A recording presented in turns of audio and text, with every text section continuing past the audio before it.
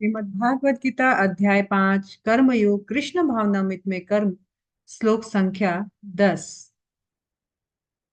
ब्राह्मणे आधाय कर्माणि संगम त्यक्ता करोति या लिप्यते न स पापेन पद्म पत्रम इव अम्बसा। जो व्यक्ति कर्म फलों को परमेश्वर को समर्पित करके आसक्ति रहित होकर अपना कर्म करता है, वह पाप कर्मों से उसी प्रकार अप्रभावित रहता है जिस प्रकार कमल पत्र जल से अस्पृश्य रहता है।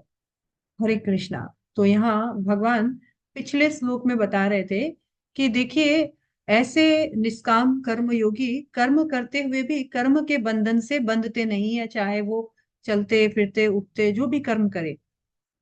कैसे संभव हो सकता है कि कोई आदमी काम कर रहा है और काम का जो पाप पुण्य उसका जो रिएक्शन है उससे भी मुक्त हो रहा है?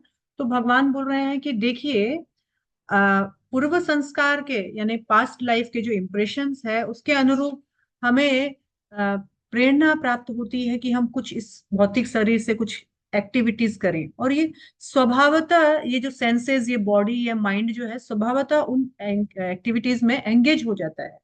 लेकिन भगवान यहाँ बोल रहे हैं कि जो निष्काम कर्म योगी है, जिनका चित्त शुद्ध हो गया है, वो कर्म करते हैं लेकिन उसके कर्म के फलों से आसक्त नहीं रहते हैं, और साथ साथ कर्तापन का जो जो भाव है वो भी उनमें नहीं रहता है।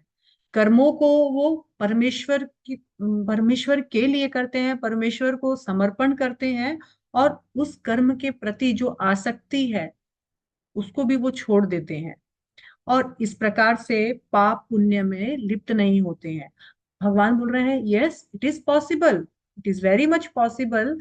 ऐसा कोई अचंभे का बात नहीं है। भगवान बोल रहे हैं कि देखो, जो कमल फूल का जो पत्ता होता है ना, उस कमल के फूल के पत्ते से सीखो।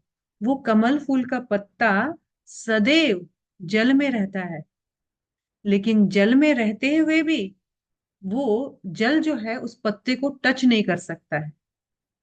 जल जो है उस पत्ते से प्रभावित, जल से प्रभावित नहीं होता है, जल उस पत्ते को प्रभावित नहीं कर सकता है। यहाँ तक कि इस पत्ते में एक ऐसा वैक्सी को, एक मोमबत्ती जैसा पिछला पिछला एक परत होता है, जिसकी वजह से यदि जल इस पर पड़ भी जाए तो वो टिकेगा नहीं, फिसल जाएगा। तो भगवान बोल रहे हैं उसी प्रकार निष्काम कर्म योगी अपने चित्त से शुद्ध होकर के, ज्ञान में स्थिर होकर वे जो भी कर्म करते हैं भगवान को समर्पण करके, बिना आसक्ति के, बिना कर्तापन के भाव के करते हैं। वो कर्म करते हैं लेकिन उन कर्मों के प्रभाव से उसी तरह बचते हैं जिस तरह कमल फूल का पत्ता पानी से बचता है। हरे कृष्णा। श्रील प्रभुपाद की